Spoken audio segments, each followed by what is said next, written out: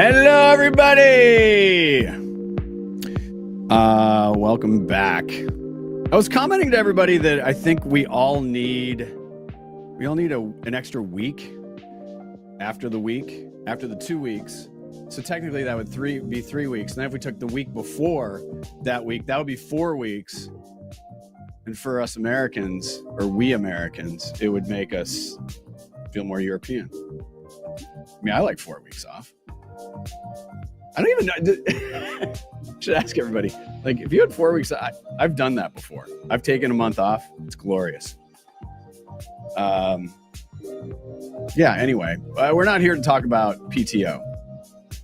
What we are here to talk about is welcoming you to Indie Agency News. Our brief is very simple. Build the global home for independent agencies. Our mission is to serve independent agencies and the brilliant people behind them. Our goal is more visibility for indies and more choice for marketers.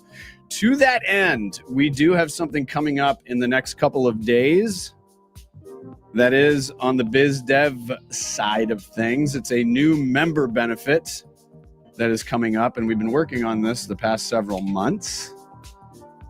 You know, and some of you ask, okay, cool, Indie Agency News, what are you? So we're a media company. We're a community. We're going to work on building that community and especially using the platforms that we have for members much more robustly. Because let's face it, let's get off of Fishbowl.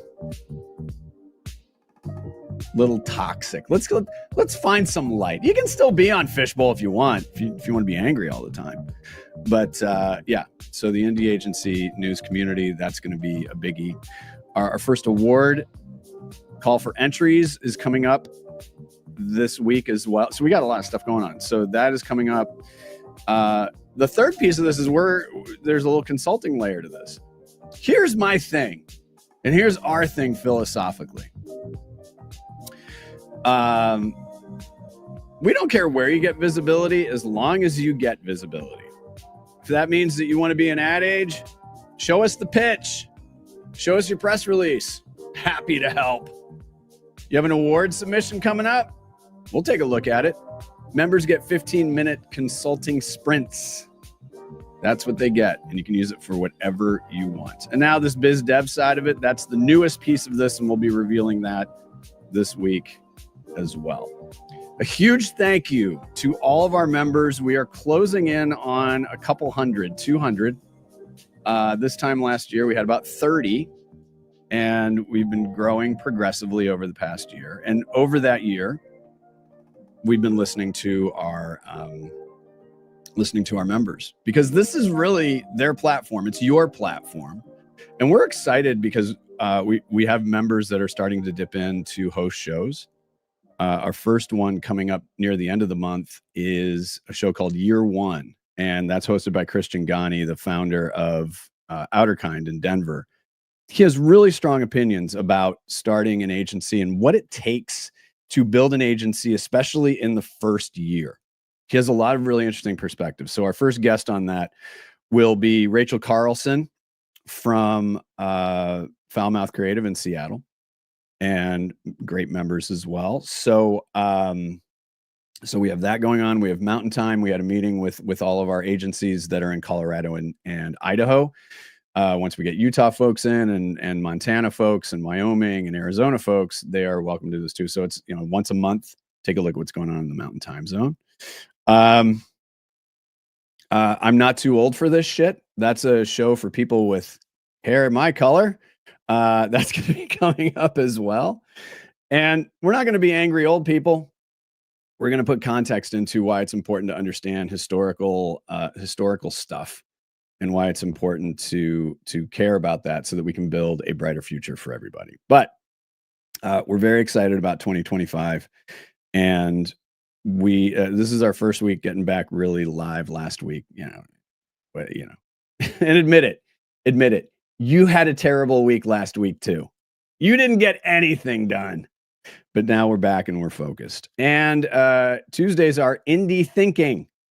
So that is our theme for Tuesdays. And we have two great things to talk about today. And we are going to start with Guten Abend, Damen und Herren. There we go. I got my friends from Service Plan. Yeah, wie geht's? Sehr gut, danke. Und dir?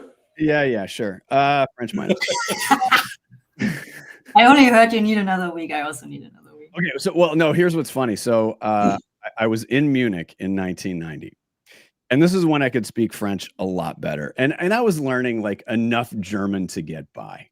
Ein Grillhändler mit Salat, bitte. You know, it was like, give me a fried chicken and a salad. That's all I could do. My friend fluent in German, and so he got me. But there was one stretch where I was by myself and somebody started talking to me in German. I was speaking, parler français. And so I carried on a conversation with a German person in French. So that was probably New English. Probably was just messing with me. And that's okay. That's okay. So now Nina, where are you based in Germany? I'm in Hamburg. You're in Hamburg. Sebastian? In Berlin. You're in ooh, party time. I mean, yeah. Hamburg, I mean, let's be honest. No, yeah. That's actually the reason why I need another week, because I was in Berlin. Listen, Hamburg's got a little party town. I get it. Yeah. Berlin's like... Berlin's the... different level. It's just...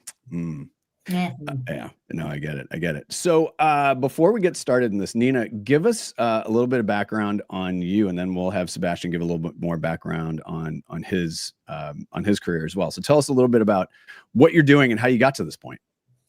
I asked myself the same question. Yeah, I know, right? Well, I'm a part of the Planet Group, part of Service Plan Group. We're doing emerging tech, all things blockchain, all things virtual reality, spatial, immersive, and also a lot of things that we'll probably talk about as well in AI at the moment, or increasingly. How did I get here? That's a really good question. I'm a strategist by nature, so cool. I was part of the whole like advertising marketing landscape years ago as a strategist or a strategic planner back then. Right. And then had the absolute honor to work for Google for quite a long while, years in Dublin and in Hamburg, and then moved more into the creative digital space again, from there into freelancing, and then actually made my way just like by myself into crypto and NFTs and Web3. And then I had the opportunity to found a little studio under the roof of the Service Plan Group together with friends from a friend. And that's how we got there. And then, it's I don't really even know. If you ask me like where I'm in 5 years, I couldn't say. No. Maybe, I don't know, breeding horses. I know. So, yeah. Sebastian, what's your story?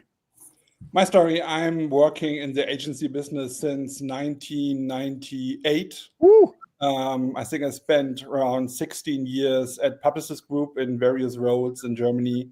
And I'm enjoying now the life at an independent agency since 3 years roughly at Service Plan. Have done many different roles. I'm responsible now for all things transformation. Obviously, transformation right now is dominated by one big topic, which is artificial intelligence, and I'm driving all the different topics for us in this regard. Yeah. So here's what we're talking about, and let me see if I can get this thing to actually work. Come on now. Where did the slides went? Hold on. I have them in here somewhere. All right, I'm gonna reload this. But talk a little bit about the because I already had it on there. See, dusting off the rust. You see how that works? So CMO Barometer, coming from Service Plan Group. Give us a little bit of a sketch on what this is and how long has it been going? I know I was told, but I don't remember. It's not the first one. It's been going for a while.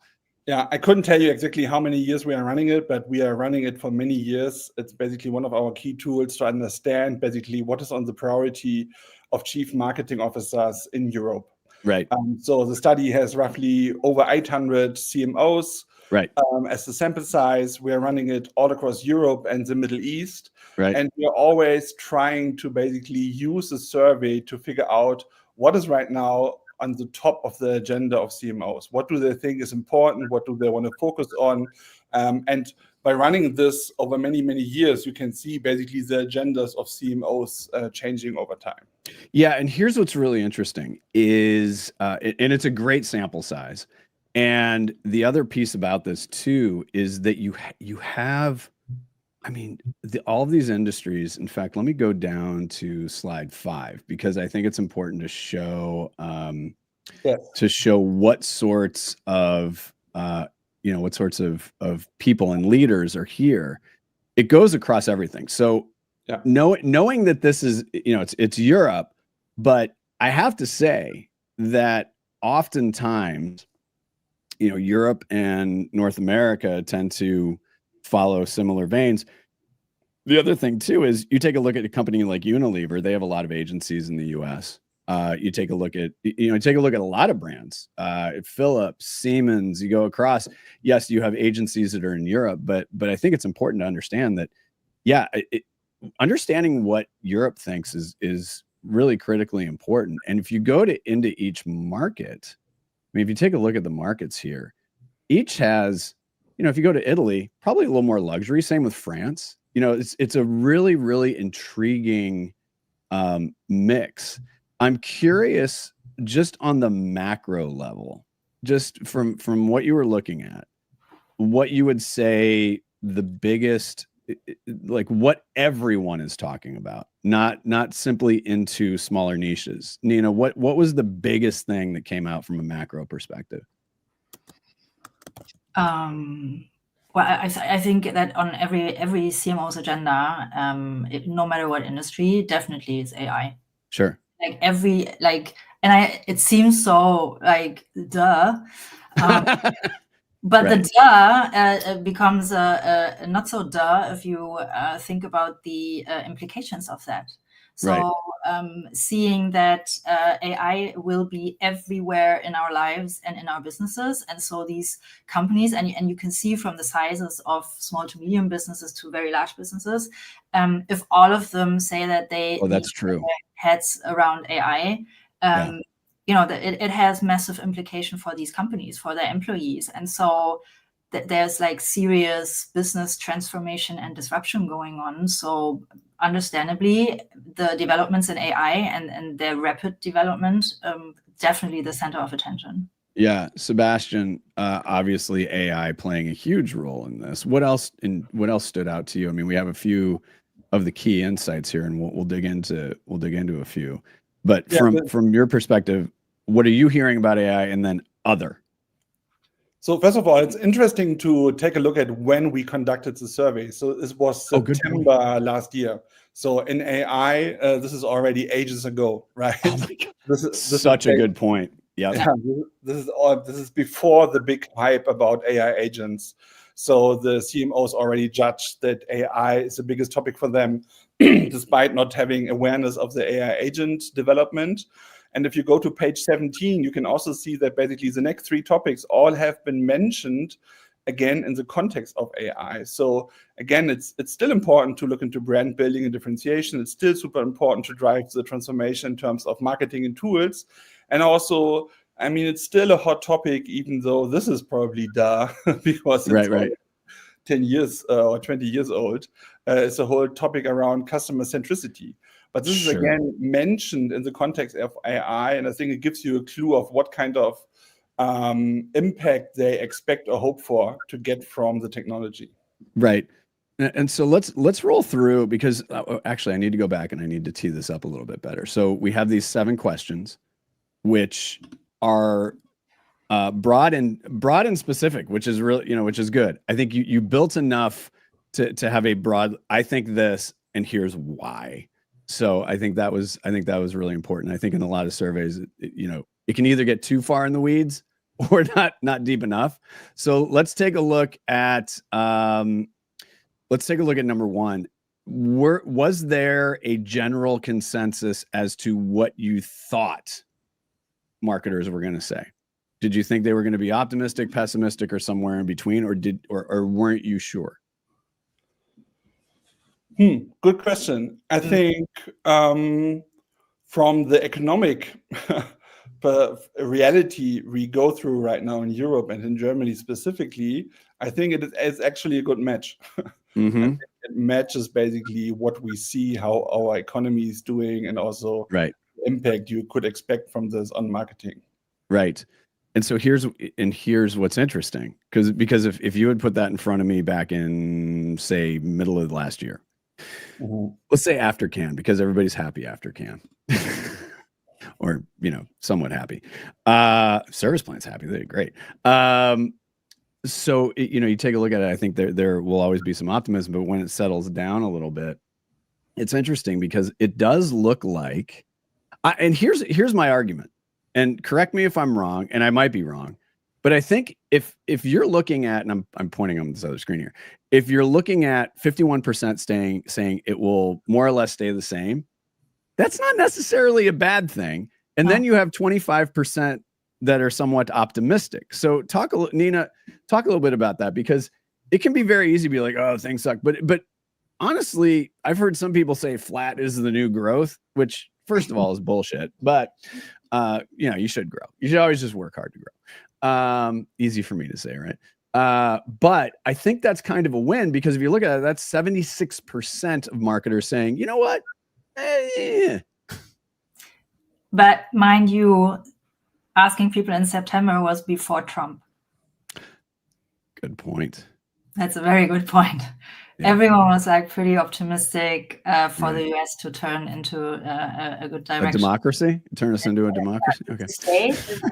Well, let's not maybe get deeper into that. But so I would have also expected, like from a perspective, like retrospectively from where we are now, I was for a second surprised to see this much, let's say, neutral or rather optimistic perspective. I think it would be different if you ask now.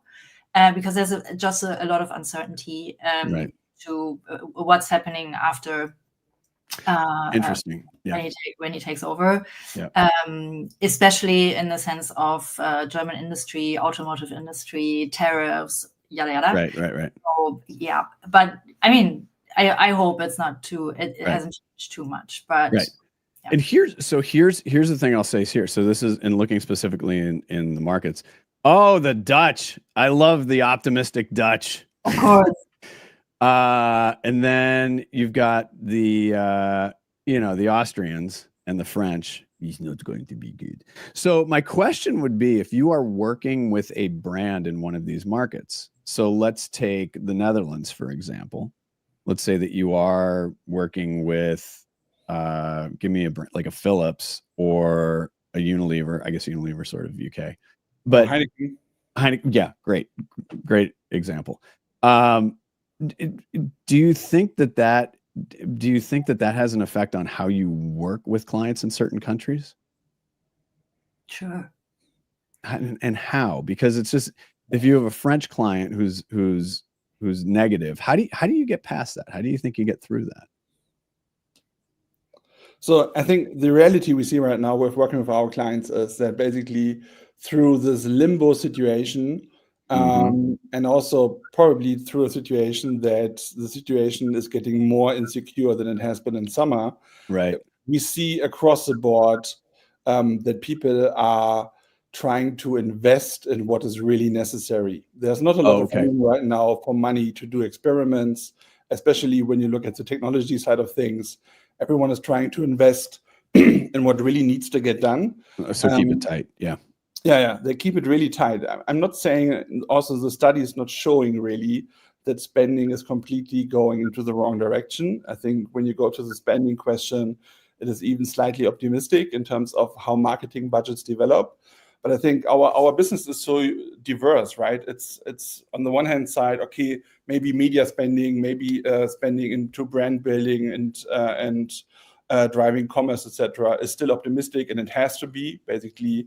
But on the other side, when you look at the technology side of things, how do they invest in modernizing their technology stack? How do they invest in building new touch points?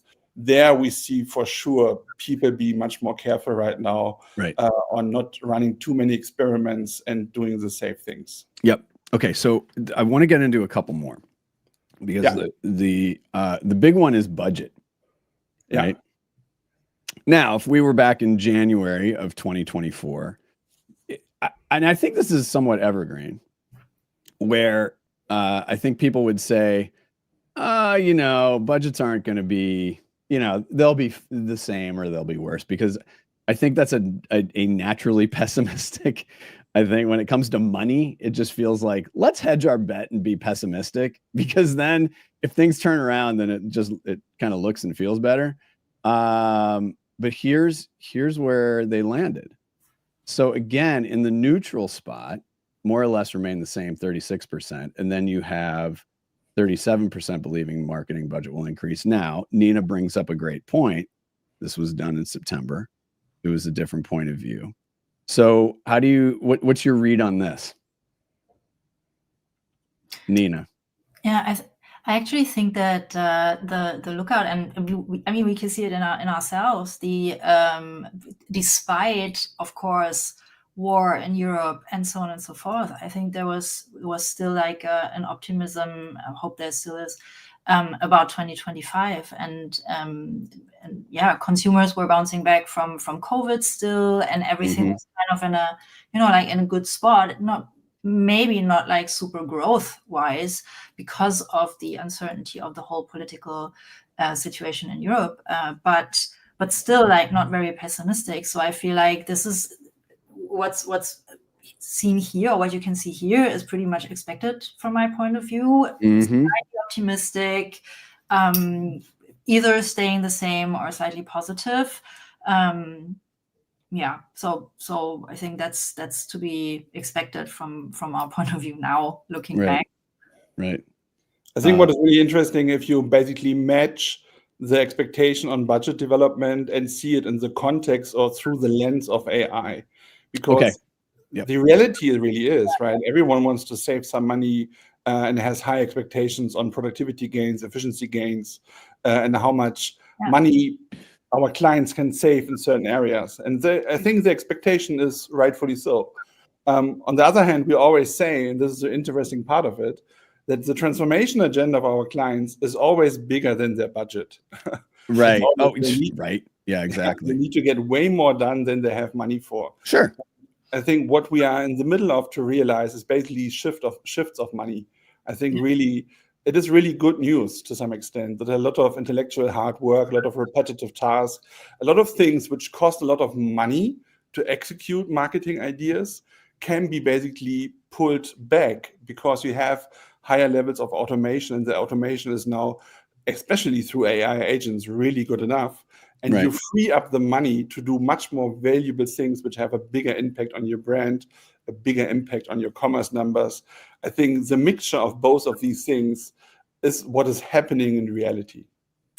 Yeah, and I think also that even now, if you do the survey now, it would actually just exaggerate the points that we see here. And more uncertainty, efficiency becomes also a topic. Maybe even have the same budgets or more budgets invested into technologies, like Sebastian said, AI agents, that can help with efficiency in processes, in journey management, in marketing in general, or whatever function in a company. So I think we would just see those numbers increasing if we'd ask the same survey now. Yeah, and here's what's interesting. So you look from 2024 to 2025. So customer journey management and personalization popped up. That's new from 2024. Yeah. So use of AI in market in processes.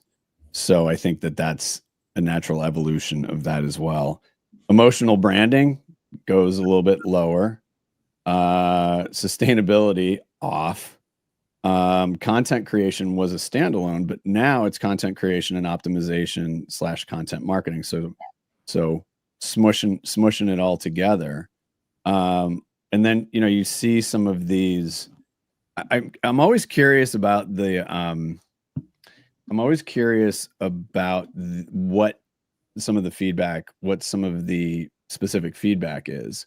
And let me move to this one, and then I want to get to one more thing because it's very relevant to this audience. So, you take a look at this.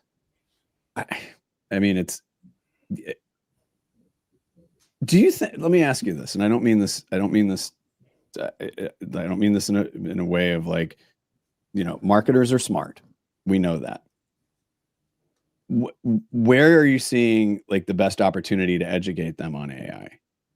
Because they're not going to know everything all the time, and a marketer is going to be very, very stretched, right? So and I'm not saying this is the case, but there very well could be a situation where a marketer says, "Oh yeah, AI," but then you don't necessarily get to the why. Where's the learning gap for marketers, or where's the understanding gap for marketers in AI? Oh, that's really clear. I think marketers need to look behind the fancy stuff. AI is in marketing super dominated by image generation, video generation, and it's a lot of focus on content generation. Mm-hmm. Nevertheless, what has been happening over the last 6 months is a dramatic shift that you can finally, with agents, really automate meaningful processes end to end. And you can finally pitch all these different silos basically together and truly get to the point of what our expectation was 2 years ago.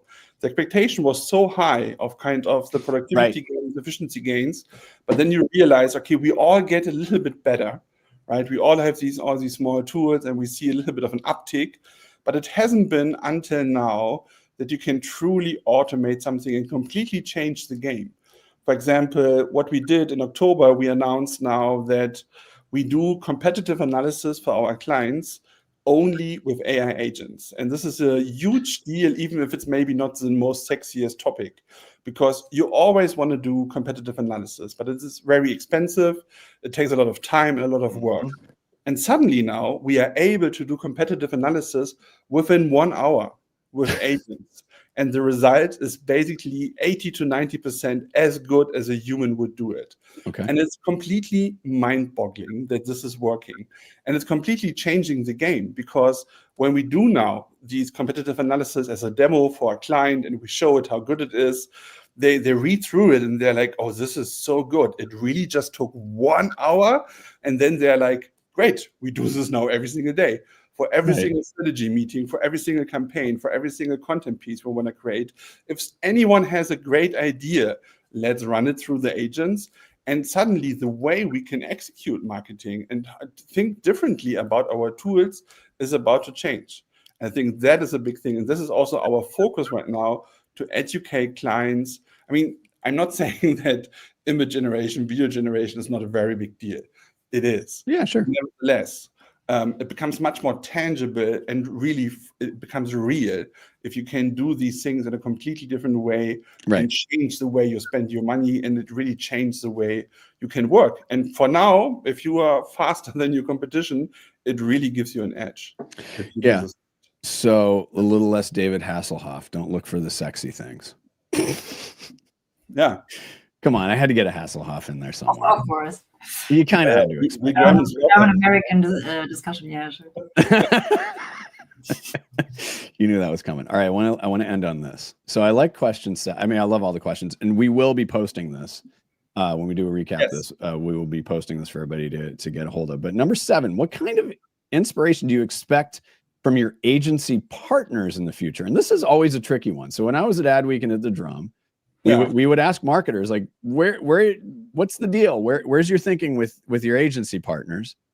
And here's where that landed.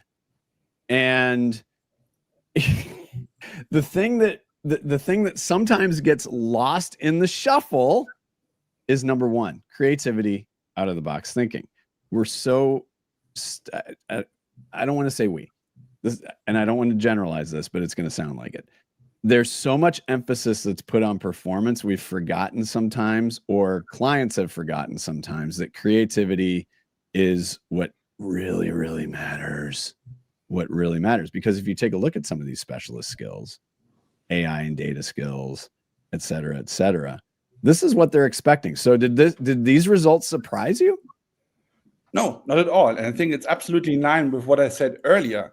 I think I'm a strong believer that creativity will only rise in importance over the years. Mm-hmm. Because the reality is we have been super occupied with doing all this boring stuff, and a lot of money, a lot of attention was focused on this.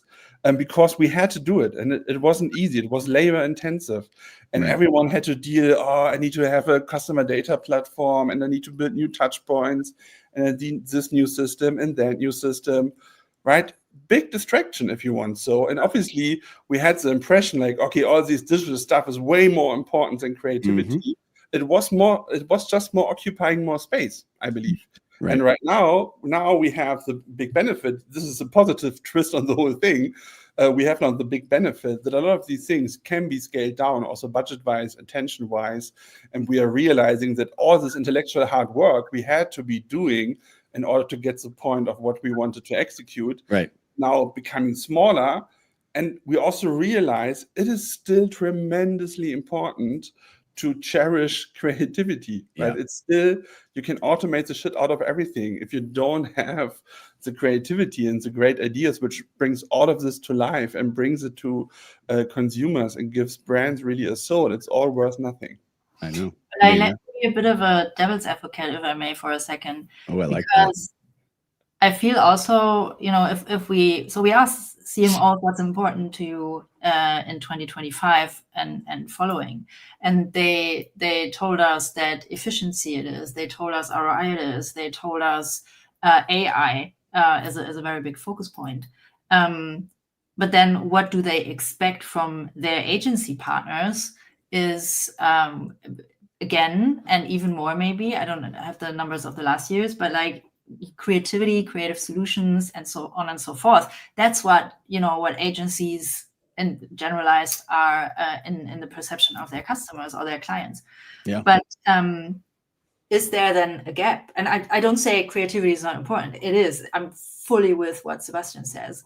But who do they go to then for the technology, AI, and so on solutions? Is that agencies? Are they looking to agencies to present those solutions and to be creative in that space as well? Because that's not so easy, because you have to have technological skills for that. Right.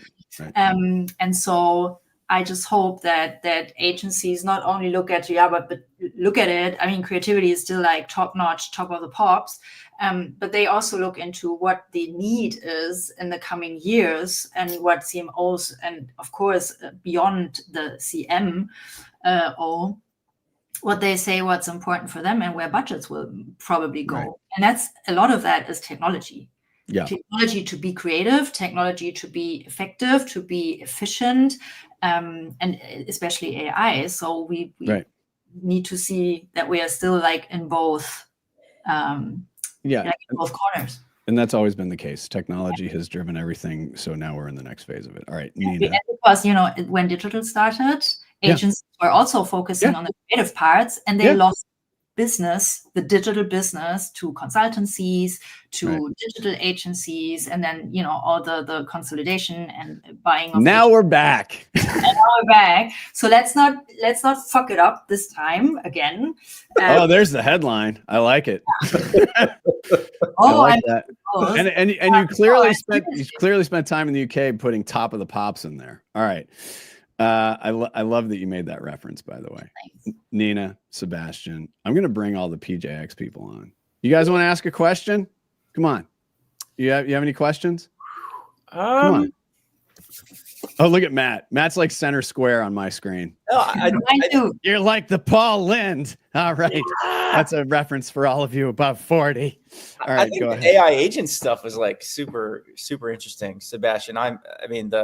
Doing competitive analysis with the AI agents. I mean, for us, we specialize and really only focus on one category of marketing, which is out of home.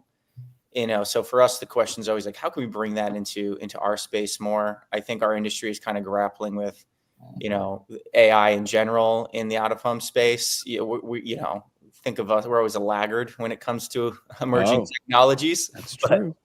But so we learn from those that are out there. But I don't know if it's a question. I don't know if you could. Listen, Matt, y'all are on the invite for this show, so reach out to them. Yeah. I mean, I guess how would you see AI agents being in such an analog space like out of home? Obviously, we have programmatic now, of course, so perhaps my mind goes there. But just curious if you have any thoughts on the out-of-home media space and how AI agents might interact. I just wanted to ask, out of home, like in the form of paper on a wall, or out of home and also digital out of home? Because I feel like everything is the digital. So yeah, obviously we're going to have to run on the digital side of things, but yes. So yeah, everything. So my dream is always that all content in all media becomes conversational. I think at one point we all have the expectation that we can speak with everything, speak with a room, speak with content, and also speak with out-of-home media. And I think, I don't know still how far we are away from this, but I think that is for me still super intriguing. I mean, if I stand in the subway waiting for a subway and I stand in front of really actually an interesting out-of-home ad, even if it's on a digital wall, I always feel the need to, is it possible to interact, right? Could I just, with natural language, start to interact with media? Because we truly believe that natural language will become the defining interface. I mean, Satya Nadella from Microsoft just announced 2 weeks ago or so that Microsoft is betting everything of Copilot being, and natural language being the primary interface to everything Microsoft is building. If I look at my 4-year-old son, if he's coming into a room and he's talking and the room is not responding, he thinks the room is broken, right? There's a whole new generation growing up, which is learning that everything is natural language driven. I think that would be my angle to look into how can out of home become more conversational and interactive through natural language. This would be, I mean, it's difficult probably to technically implement it, but I think that is a direction where AI agents also then come in handy and could drive a lot of change of how you interact with media. Nina? Yeah, definitely. Also, if we look into everything personalization, so having protocols and technology in place that can really, for maybe the first time, really, because we're talking so much about personalization for like what feels like ages, really personalize content that interacts with a user, with a customer. I feel like that's a big part also of out of home, and then we look into display. So now it's like out of home is still a display on a wall or on a for lack of words, on a display. But how will displays develop in the future? We already saw like last year's South by Southwest, people running around with Apple Vision Pro and so on, glass develop. So what's out of home tomorrow? And if out of home tomorrow is, for example, in my glasses, then AI is just a no-brainer to implement into these kinds of customer conversations that we then can have. Okay, great. Nina, Sebastian, send the consulting invoice to Rick Robinson at PJX. Nina, Sebastian, thank you so much for joining us. Thank you for having us. Thank you for having us. Thanks for answering the question, Sebastian, yes, Sebastian, to your point, just real quick, a Berlin thing. I'm afraid that Hertha Berlin will not make it back to the Bundesliga for a good 3 years, but that's a discussion for another time. Yeah, good point. Long live Union Berlin. All right, Sebastian, Nina, thank you so much. Thank you. Bye-bye. All right. Auf Wiedersehen. All right. Let's do speaking of, good question, Matt. You know, that was kind of like a it was like an audition too. You put me on the spot. But I did put you on the spot. Jen, I love following all things AI. I think we all need to be. So I don't know enough. It's a lot of learning. No, but here's the thing. It's like you're in the weeds every day, right? So now you have an indie agency news partner in Service Plan that you could reach out to and be like, all right, let's keep this conversation going, because there could be something there and something big. But 100%. What's big is your wins again. That's a professional broadcast segue. Let's go. Yes. So it seems like this is turning into, and first of all, thank you to Rick Robinson, CEO of PJX Media, for your early support of Indie Agency News. It is greatly, greatly appreciated. But it seems like we are it's an annual tradition here. It seems like we're talking about some wins for some of the work that you've done.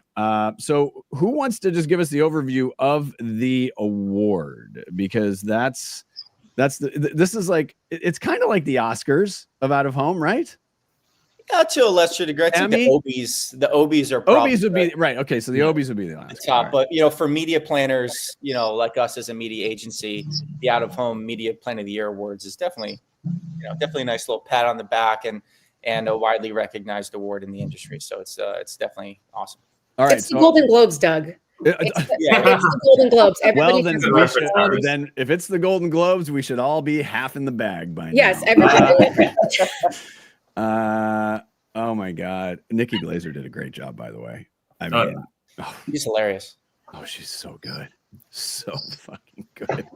All right, so let's start with the jet lag mask. So the background on this, Summer Fridays, right?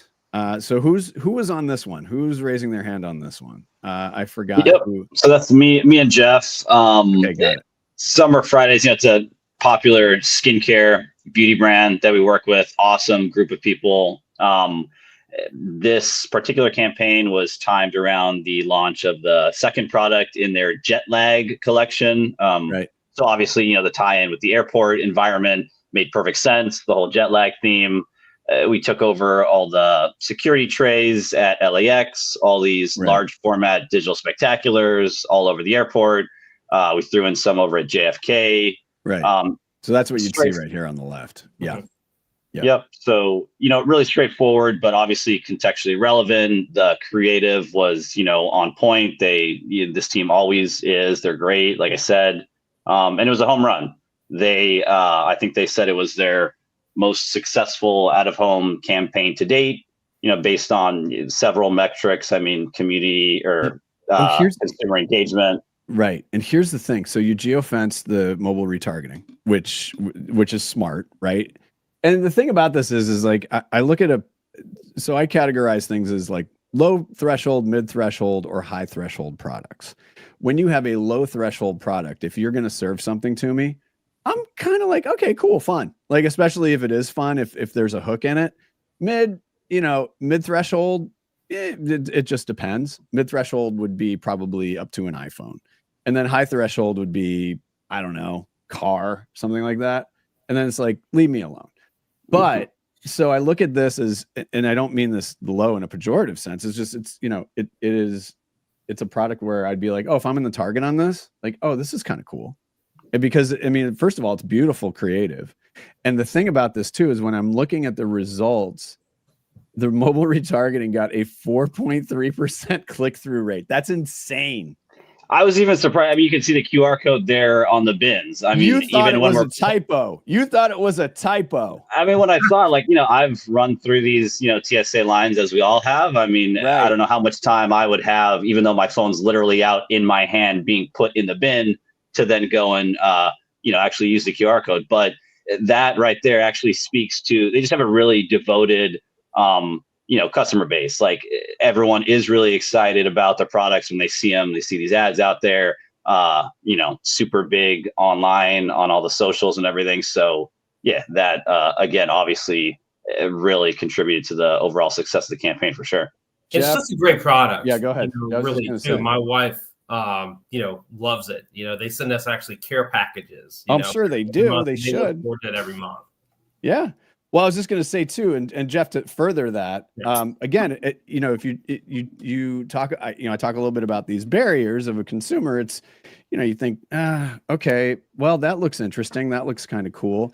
It does look like, okay, that looks like a good product. And then when you go a little bit deeper, it's like, oh, that is. So talk about the importance of it being a good product, and maybe not name checking any other brands, but maybe some in your experience where it's like, yeah, it kind of didn't work because the creative didn't work, or it just, maybe the product wasn't as great as we thought it was, or something like that.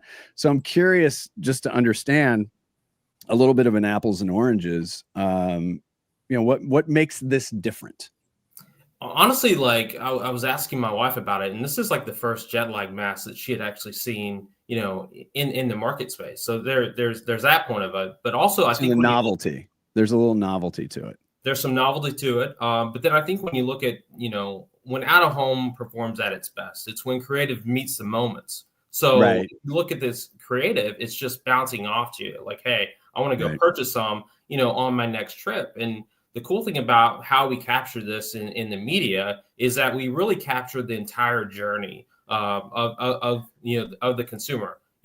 With the TSA trays, going through security. You had the spectaculars in the ticketing areas, but also in the concourse when there's that high dwell time as well. And then as they leave the airports. So good old dwell time. I love that KPI. I love. Yeah, I mean, back to the product too. It's clean, it's vegan, all that fun stuff. So again, their customers, they just love it. They see it. They're taking pictures. They're posting it. They're not like, hey, what is this new product? They probably use the product. They're probably pulling it out of their bag and putting it in the bin, kind of thing. Yeah. It's essential for my wife's travel wherever we go on a trip. Oh yeah, no, that's interesting. I mean, it's like I fly through Iceland a lot when I go over to Europe, and so same thing where it's Blue Lagoon, they have it just brings you in. It brings you in. Super sharp, super smart. Congratulations. Well done, Ruben and Jeff. We are going to look at this real quick. I actually have a video. I got a little sizzle for you. Let's take a look at this.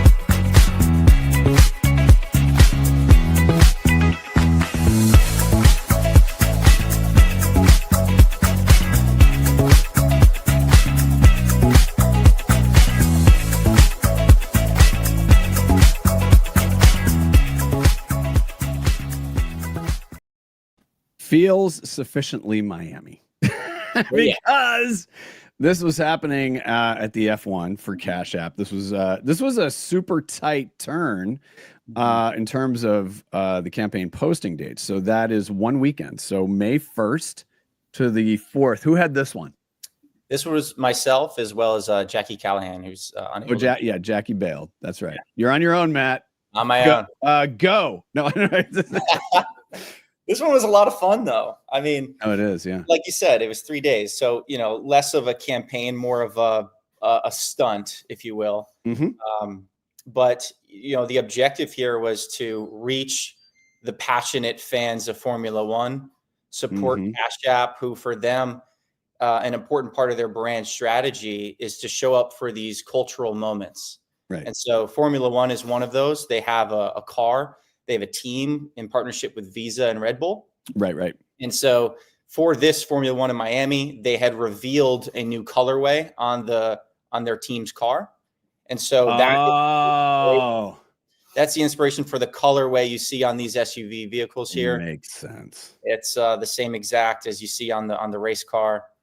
And the idea was to promote the Chameleon Cash App card, which is the inspiration for everything. That's the colorway. That's the Chameleon. And so, we wanted to be unique. We wanted to find a way to stand out. And so, we did this quick turn, relatively lower cost, compared to some other things you could do, and especially in Miami, to provide, show holograms. And we just had these cars follow the events of Formula One, go to the after parties. So they were just lingering. It was a linger. Is lingering for sure. Yeah. That's a better strategy, because instead of feeling like you're I will just say this because I worked at a hip hop radio station for 5 years, and part of our strategy was to take our wrapped Humvees. It was the late 90s. And to blast our radio station as we went by our competitors' events. So it's a little different as opposed to a linger. Yeah. Which is nice because there's almost a seamlessness to it too. For sure. Yeah. And so this was weaved into kind of a broader strategy for the brand team, with other partnerships that they had going on. You had a lot of folks from Cash App that were there at Formula One in Miami.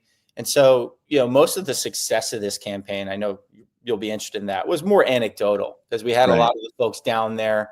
They're reaching out and saying, hey, you know, the cars are right outside this after party with the holograms, and you know, so it just made them look really cool. You had the projections following around downtown, the loop of downtown on Biscayne Boulevard, and it just looked really cool. So if you were down there for Formula One, you're a fan of F1, you might consider getting the new Chameleon card, right? Because there's some perks and things. Yeah, and here's the thing: anecdotal's okay. Like everyone's like, it has to. You know what? You're planting seeds. Like that's the thing. This was really targeted. This was not. No, it's like super targeted, but you're planting really good seeds here. I mean, it's super smart, super sharp. So I'm sure internally too. Sometimes some of that anecdotal stuff goes even longer than, you know, numbers on a paper for them. Yeah, because you're trying to play for your. Yeah, I mean, there's just like the whole short timer thing is just, you know, drives me a little. Let's see here. That's really cool. I did like that a lot. Trying to think if there's like a Portland joke in there somewhere. There's not. Okay. And I'm glad I was able to share my strategy of my radio days. No, that's awesome. Oh, you don't even know, like some of the shit we did. Okay. That's another show for another time. Iris and Amanda, you worked on this one. This is a great one. So I love so this give us the background on this, because I'm not going to do it justice. Yeah. So this campaign is called Live Beyond, and it's a wonderful public health initiative. It's still going, actually. We're finishing up in April, but the whole campaign is to basically talk about addressing, you know, adverse childhood experiences and sort of the long-term effects on that. And it was really cool because this campaign involved reaching 3 unique audiences, you know, the folks that are impacted by this, youth and young adults, caregivers. And so, you know, there are definitely workhorse media that we did packages of billboards and bus shelters, all that. But for each audience, we really tried to figure out in the context of what are they doing in their day-to-day lives? You know, what part of that journey can we reach them at, whether it's, you know, these laundromats, billboards, things like that. And of course, thank you for displaying the Spanish language creative, because when you're looking at the state of California and you are looking at the intersection of all these different audiences, Spanish-speaking folks definitely make up a demographic here in California. So we were able to utilize some of that Spanish language creative. I mean, I'm up here in Oregon, same deal, right? Yeah. Where it's just, you need to make sure that you're being multilingual, multicultural. I love this, by the way. Where was this? Amanda, this was off of Melrose Avenue, I think, in LA. It was great. Yeah. Talk about this activation before back to school, because I loved this. Yeah, this was near the Fairfax neighborhood. And it's just like such a gorgeous hand paint. Really plays well for social media reposting as well. Yeah, the client really loved this. It really pops. Yeah. And you look at the copy, like, so when we think about affecting behavior change or public health initiatives, right? When we're talking about mental health, it's not just about increasing awareness, but the message here is like, my future is healing. It's all about promoting growth, resilience, and not being defined by our mental health conditions or, you know, experiences from our childhood. So this was very heartwarming to see. And no doubt when the POP came in, we emailed it like directly to the agency. It was like, look at this thing. Is this, I'm looking at the results, 818 million total paid media impressions to youth caregivers and impacted communities. Yeah, definitely. Was that Q1 or was that for the year? Because I see Q1. It might have been, well, this was like multimedia. So they were doing things like paid social, native. Oh my God. Yeah. So this was, out of home was just the sliver for us. 244 million hyper-targeted out-of-home placements, high school, college campuses, cinema, Live Nation concert venue. Wow. We really, I mean, this is a shout out to Amanda and Vanessa who couldn't join the call, but that, like, when we got that budget and we wanted to be both evergreen with programmatic and digital out of home, but at the same time create these special moments around back to school or summertime, you know, y'all are coming in to watch every like Marvel movie. Right. Parents and caregivers are taking their kids and they share that experience. So to have those pre-rolls even, and there were video ads, I think 15 or 30 seconds, some Spanish language, like, again, understanding the context of the audience and not just at, driving down the freeways, but I think we even activated some doctors' offices and some of those smaller screens for obviously the caregivers who are taking their children or youth to, doctor's appointments, things like that. I love it. So good. Mazel tov to everybody. This is the part of the show where it's the Rick Robinson fan club. So I'd like to go around. I'd like you to say one nice thing about Rick Robinson. There's not enough time for this, Doug. No. Listen, we're inflating his ego enough as it is. So give me one. Iris, go. You gotta be quick. Lead from within, lead externally. That's the guy right there. All right, Ruben. I mean, I'll just say he's always the first one to give those kudos and really give that pat on the back. Sometimes, when you need it, even when you don't. And, he's everyone's biggest fan, biggest cheerleader. So that helps. All right. Amanda. I like to call him the Fairy Godfather of out of home. That's he's the reason I work at PJX. No notes. Perfect. Matt. Rick is extremely passionate and creative, but he's also really soft-spoken when needed to be. Like, he's really good at addressing the team and speaking in a way that's motivating without seemingly daunting, which can be difficult when you're in a CEO position, right? So, well, and he's a loud motherfucker, and I mean that in the nicest way. Jeff. Legend and then master of communication.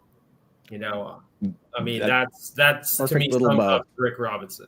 Perfect little bow on all of it. All right.